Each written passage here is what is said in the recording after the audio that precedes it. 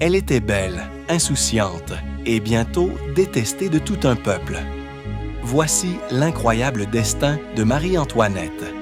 Dernière d'une famille de 16 enfants, Marie-Antoinette naît à Vienne le 2 novembre 1755. Petite fille espiègle, aux boucles blondes, elle grandit dans les jardins du palais de Schönbrunn.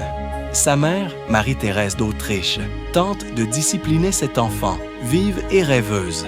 À 11 ans, tout change. Elle doit apprendre le français. Un mariage est en vue avec le dauphin de France. On doute de ses capacités à devenir une vraie reine. Trop frivole, trop indisciplinée. Mais grâce à un professeur dévoué, elle y parvient.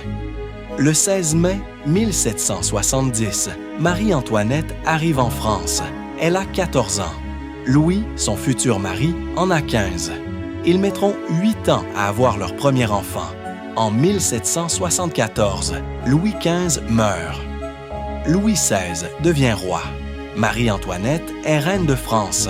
Elle impose ses goûts, ses caprices, sa liberté. Elle crée les tendances, achète des bijoux et change de coiffure chaque jour grâce à son coiffeur Léonard. Elle s'aménage un refuge à son image, le Petit Trianon et un hameau champêtre avec ferme, colombier et théâtre. Là, elle oublie qu'elle est reine. Mais le peuple, lui, n'oublie pas. La France s'enfonce dans la misère. Les rumeurs sur la reine explosent. Lorsque le roi renvoie un ministre apprécié, c'est l'étincelle. Le 14 juillet, la Bastille tombe. La Révolution est en marche. En octobre, la famille royale est ramenée à Paris, assignée à résidence. Une nuit, ils tentent de fuir vers Varennes, mais le roi est reconnu. Ils sont arrêtés et ramenés à Paris. Louis XVI est exécuté le 21 janvier 1793. Marie-Antoinette perd son mari, sa liberté et bientôt son fils.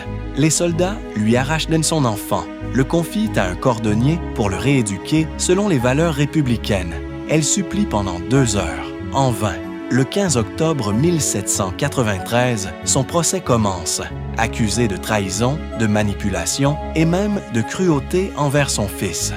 Elle se défend, émeut les maires dans la salle, mais la sentence est inévitable. Le 16 octobre, Marie-Antoinette est condamnée à mort. Le lendemain matin, elle traverse Paris dans une charrette, debout, digne, silencieuse, place de la Révolution. Un dernier regard vers le ciel. La lame tombe. Elle était venue pour unir 2 royaumes. Elle est morte symbole de leur chute. Marie-Antoinette, la reine qui a tout perdu.